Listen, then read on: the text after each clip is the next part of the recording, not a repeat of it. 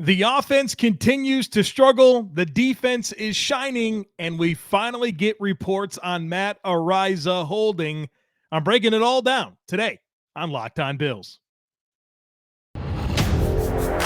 You are Locked On Bills, your daily Buffalo Bills podcast. Part of the Locked On Podcast Network, your team every day.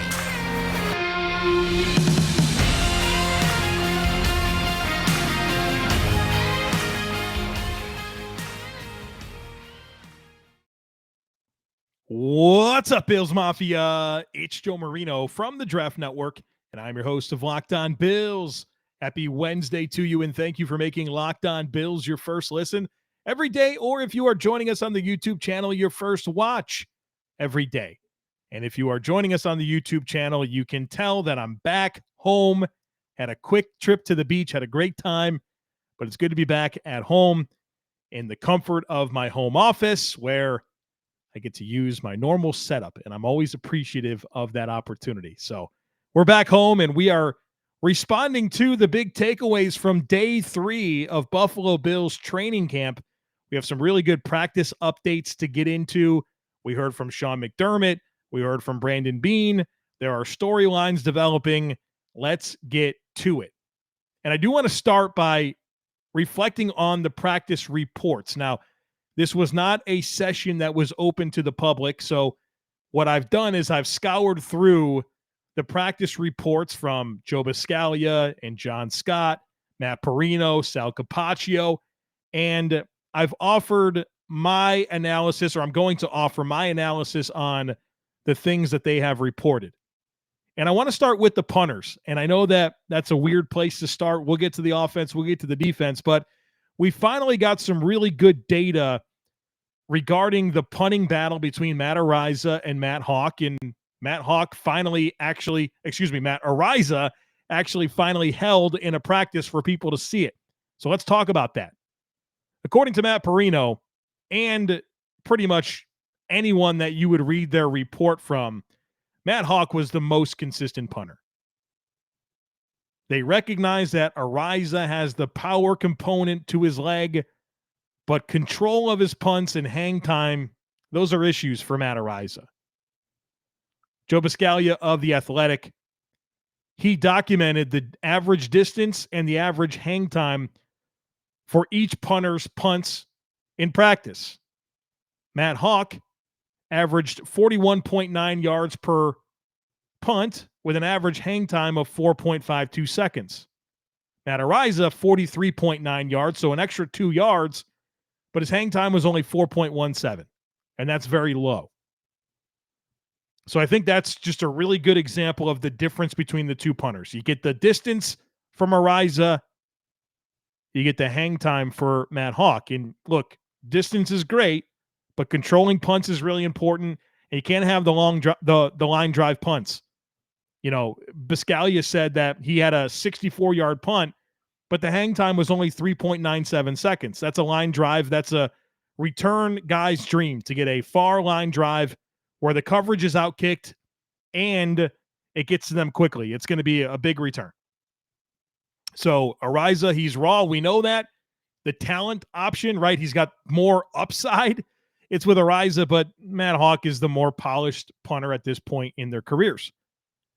Also, as part of the reporting on the punters, I was not encouraged to find out, according to Matt Marino, that there were several muffs from the punt return options, including Tavon Austin, Marquez Stevenson, and Isaiah McKenzie.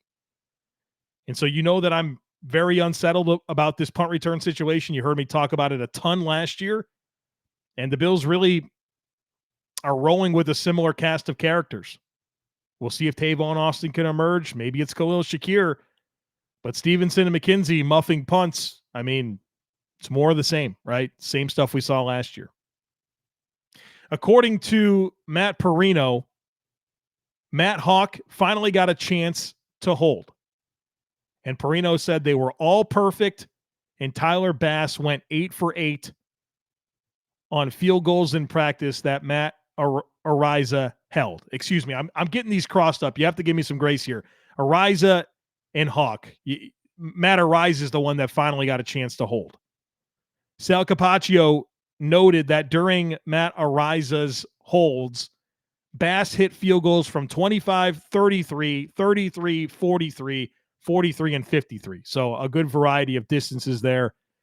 And so far, so good when it comes to the holding component based on the reports from practice regarding Matt Ariza. That's obviously a big component of him as a player, right? He's got to be able to hold. He's got to be able to punt. Let's move on from punters and let's talk about the offense, which it sounds like this group is really lacking rhythm right now. Matt Marino said that Josh Allen was visibly frustrated at times, had multiple balls batted at the line of scrimmage. He did note some good moments, and so did the other reporters. But this offense clearly hasn't found the rhythm yet, and the defense is outperforming them. I thought this was a really good summary from John Scott, who said, quote, Josh Allen and the offense had their worst day of this early going of camp. There were misfires, drops, and overall poor execution across the board. At one point following an unsuccessful period, Allen walked an extra 10 to 15 yards on his own while visibly quite frustrated. What do we do with this information, right? I think we acknowledge it.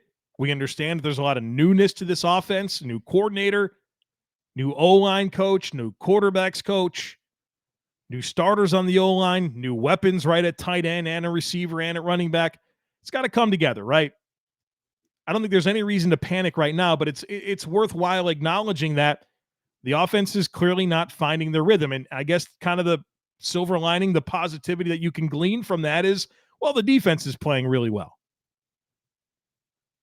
But it would be nice to hear a little bit more positivity coming from the offense in general. And maybe that'll change once the pads come on.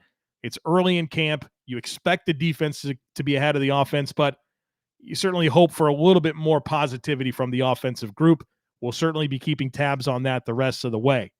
Now, some other offensive notes to get to. With Jamison Crowder and Jake Kumaro not available for practice, they were out with soreness on Tuesday. Khalil Shakir, the Bills' rookie fifth-round pick, he got some opportunities to work with the first-team offense, according to John Scott. And so we've heard some really positive reports to this point regarding Shakir, and it's really cool to see him get some run with the first-team offense, even if, he was the beneficiary of a couple of guys being out. Regarding the offensive line, David Quessenberry, he was back to right tackle after spending yesterday's practice at left guard. Who was that left guard? Wasn't Cody Ford. Tommy Doyle. Tommy Doyle ran with the first-team offense at left guard. Meanwhile, Spencer Brown was on the sideline during most of the 11-on-11 work, according to John Scott. So I'm not sure if they're easing Spencer Brown back into the lineup because of the injuries that he's working back from, or if they're sending him a message about dialing in and earning this job. I'm not sure what it is, but you're seeing Tommy Doyle, you're seeing David Quessenberry, you're seeing Cody Ford get opportunities with this first-team offensive line that Spencer Brown really hasn't gotten to this point.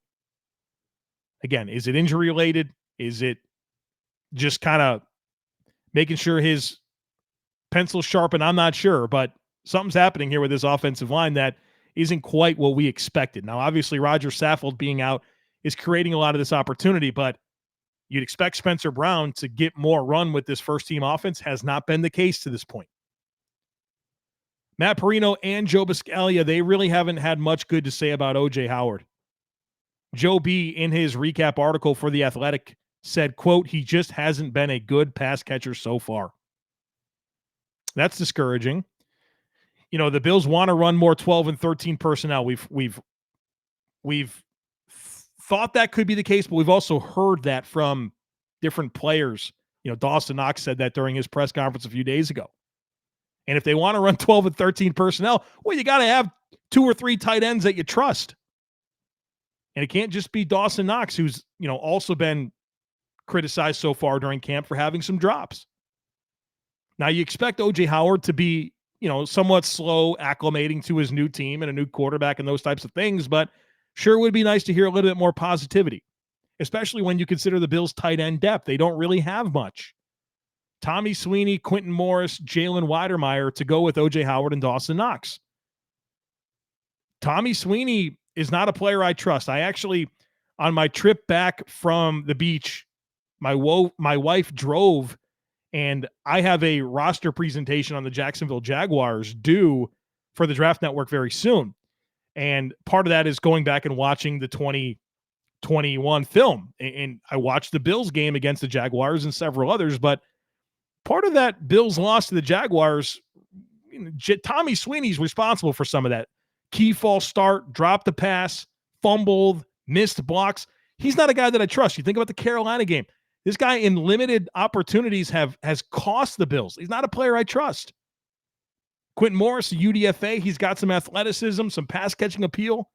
Jalen Weidermeyer, another UDFA who's big and slow, can't separate.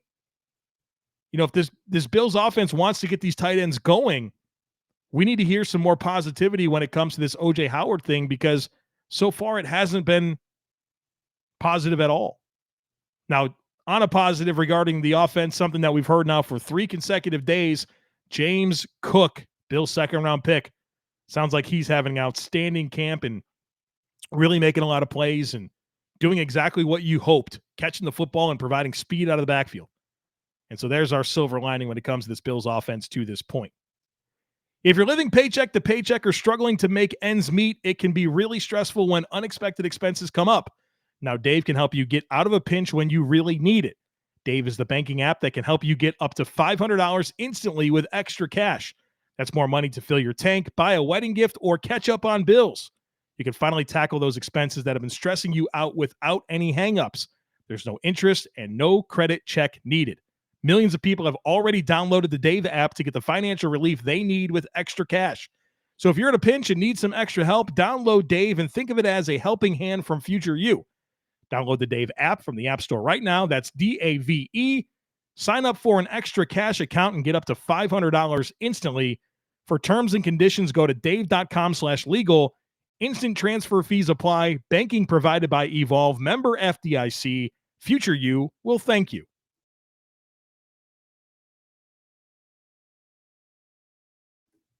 Let's talk about this defense that sounds like it's been dominating this Bills offense so far through 3 days.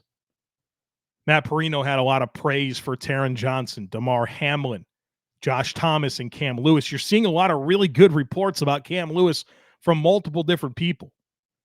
Now, that's a guy that's been around for a little bit now. Can he force the issue here when it comes to making this roster? Sal Capaccio, he offered praise for Saron Neal and even Kyer Elam, who sounds like he had some really competitive reps against Stephon Diggs on Tuesday. So we continue to hear just glowing reviews regarding the Bills' defensive backs, but it's not necessarily Micah Hyde, Jordan Poyer, right? It's Damar Hamlin, it's Josh Thomas, it's Cam Lewis, it's Saron Neal. These corners and safeties are getting after it. And we've heard good things about Nick McLeod. I thought this tweet from Sal Capaccio was interesting. Sal Sports on Twitter, he said, one thing that has really stood out to me over the first 3 days of Bills training camp, the defensive backs are very aggressive and getting to a lot of footballs. Not just the usual suspects, but up and down the roster. They aren't giving an inch. This to me is a signal of several things. First of all, when we've talked about kind of inserting Kyer Elam for Levi Wallace, the press coverage ability was something that really appealed there, and the ball skills. Those are two traits that I thought Kyer Elam brought to the table that Levi Wallace really didn't have. And so you feel like this is a new identity for this Bills team, wanting to be really aggressive with the secondary. And look, it's worked for a team like the Kansas City Chiefs. The Chiefs' defensive backs are very, very aggressive. They get in your face. They don't want to concede anything. They're ultra competitive at the catch point. And look, do they push it to the limits in terms of potentially some flags? Yes, but they get away with a lot. To me, I think it makes sense on one hand to really kind of force the issue. Be a group defensively, especially in your secondary, that's willing to really mix it up with these receivers. And, I don't think you want to live on the edge when it comes to penalties, but man, be aggressive. I can live with aggressive penalties, right? It's the pre-snap and post-snap stuff that'll piss you off. But if you're being aggressive during the whistle, like, you can live with some of that. And I think this is a mantra that this Bills secondary wants to adopt, and you get that impression from the personnel that they brought in, but also when the Bills have had their own issues offensively, it feels like it's because other teams' secondaries are willing to be aggressive. Well, I'd like to see the Bills adopt some of that, and it sounds like that is the case. Let's talk a little bit about the defensive ends. Matt Marino said A.J. Epinesa looks strong now for 2 days in a row, said he's quicker and more explosive. Joe Buscaglia also offered high praise for A.J. Epinesa. So happy to hear that. Leslie Frazier talked a little bit about A.J. Epinesa recently and said, hey, maybe he lost a little bit of his confidence last year. Things didn't quite go the way he wanted to, and said that he's in a really good headspace right now. Physically and mentally really satisfied with where Epinesa is at, according to Leslie Frazier. So you hear some positive reports from practice. That's affirmed by the coaching staff, and you kind of like the trajectory there when it comes to an A.J. Epinesa. Joe Buscaglia said that Greg Rousseau was the best defensive end on the day. Said he was dominant in one-on-ones. Sounds like he really worked David Quessenberry a few times. And obviously, this is the stuff you want to hear. These defensive ends need them, right? You need these guys to really show up this year. Von Miller had the day off. And look, you expect stuff like that to happen, right? The Bills do a really good job of managing the load of these veterans. And, Von Miller, a guy that you just signed to a long-term deal at 32, 33 years old, managing him is going to be really important. It sounds like the Bills are already implementing that here early on in camp. Matt Marino and Joe Buscaglia said Ed Oliver had a great day. So looks like this defense is doing well. You've heard some good things about Balen Spector. You've heard good things about Tremaine Edmonds, the DBs. It sounds like this defense is humming. And I feel like that is our expectation, right? There's a lot invested into that group, a lot of first-round picks, a lot of free agent dollars, a lot of tenured players, a lot of experience, time on task together, coaching staff. It's encouraging. And we've talked about it. This defense is going to be stressed in ways that it wasn't last year.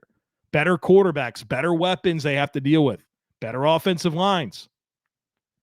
Well, it sounds like they're hungry and ready to meet the challenge. And obviously, it's all going to be important, right? The punters, the defense, the offense. If this team's going to go where we want them to go this year, it's all important. This isn't a team that's rebuilding or trying to contend. This is a team that is viewed as a Super Bowl contender. And so all the details matter. All of them. BetOnline.net is the fastest and easiest way to check in on all your betting needs. Find all your favorite sports and events at the #1 online source for odds, lines, and games. Find reviews and news of every league, including Major League Baseball, NFL, NBA, NHL, combat sports, esports, and even golf. BetOnline continues to be the top online resource for all your sports wagering information, from live in-game betting, scores, and podcasts. They have you covered. Head to BetOnline today or use your mobile device to learn more about the action happening right now. BetOnline. It's where the game starts.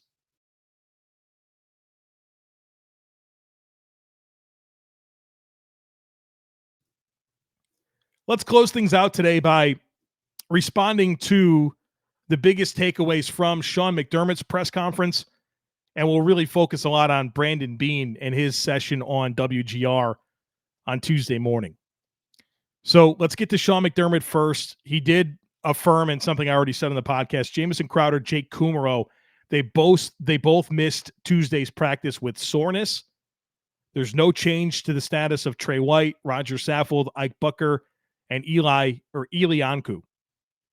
Regarding Tremaine Edmonds, Sean McDermott said he's done a phenomenal job. He's done everything we've ever asked from day one. He's in tremendous shape. I love his command of our defense. He's primed to play his best football, and he has asserted himself as a leader and is comfortable in that role.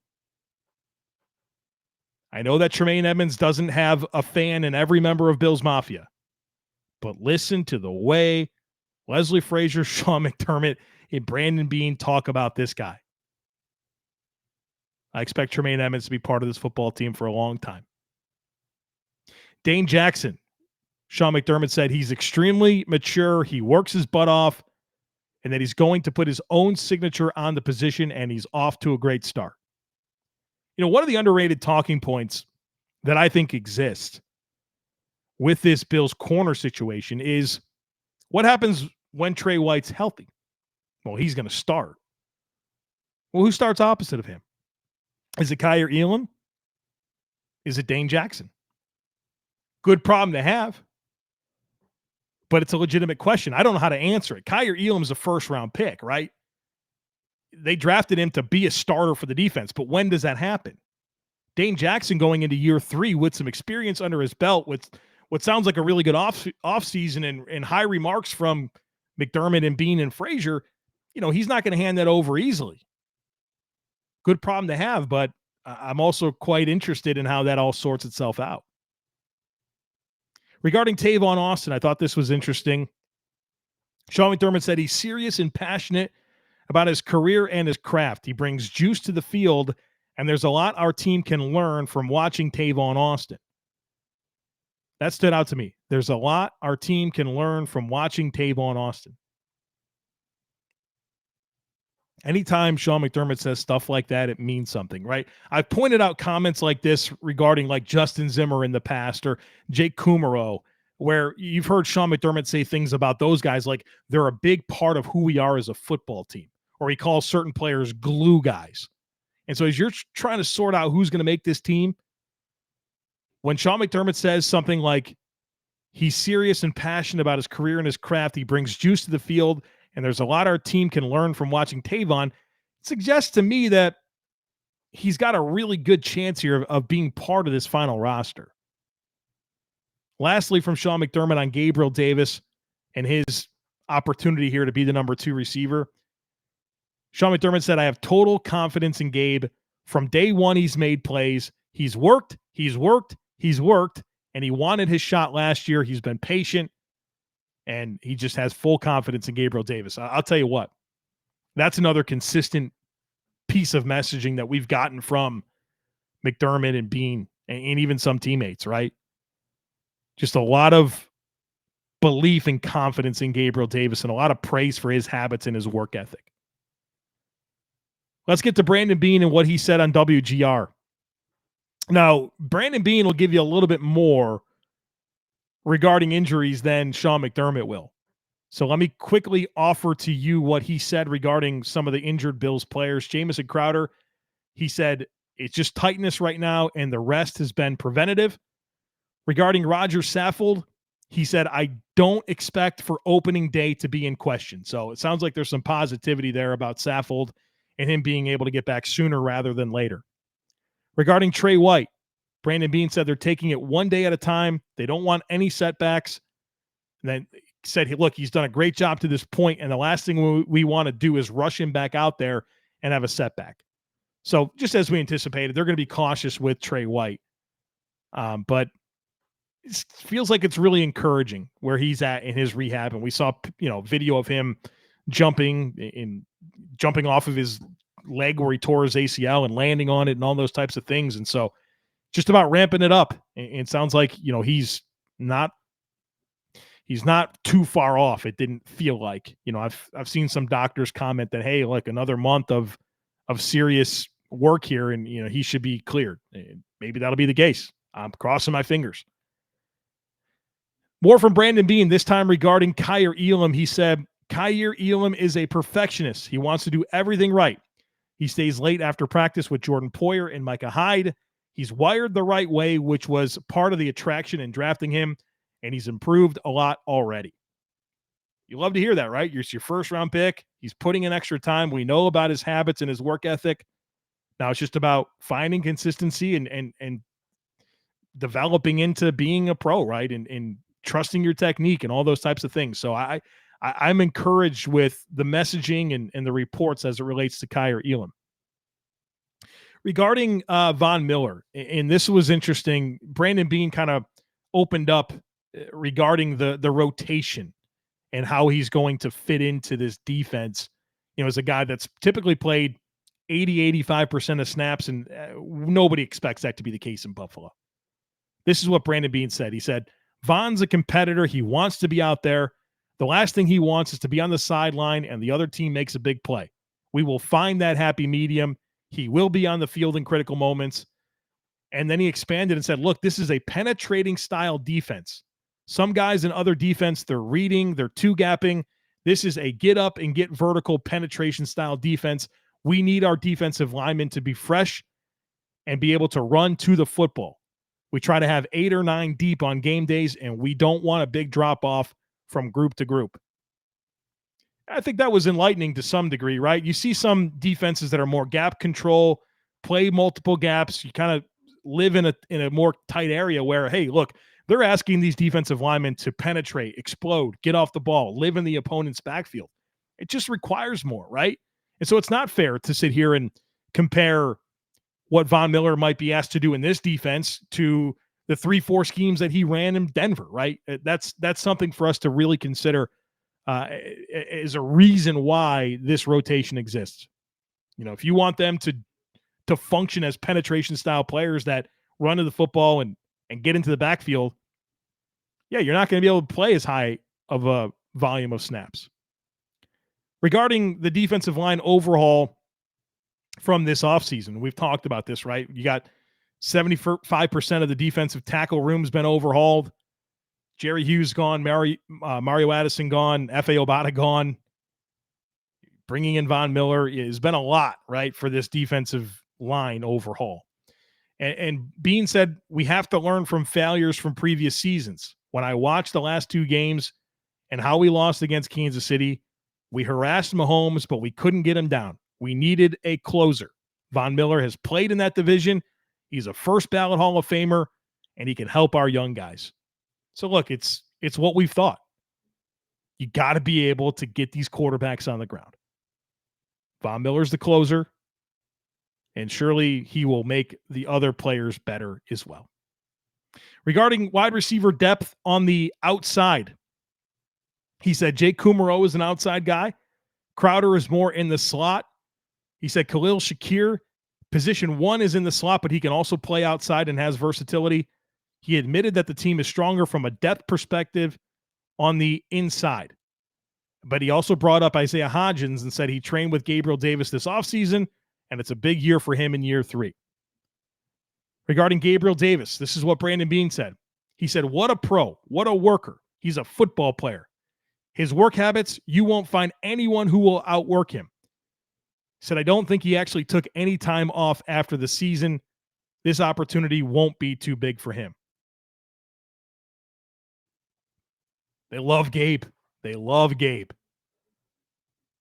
I don't think expectations could be higher for Gabriel Davis, and I don't think there could be more confidence that he's going to meet those expectations. The last thing from Brandon Beane that we'll get into is, he was asked about Jordan Poyer, Dawson Knox, Tremaine Edmonds, all these guys that want extensions, and said, look, is it doable? What's the priority here?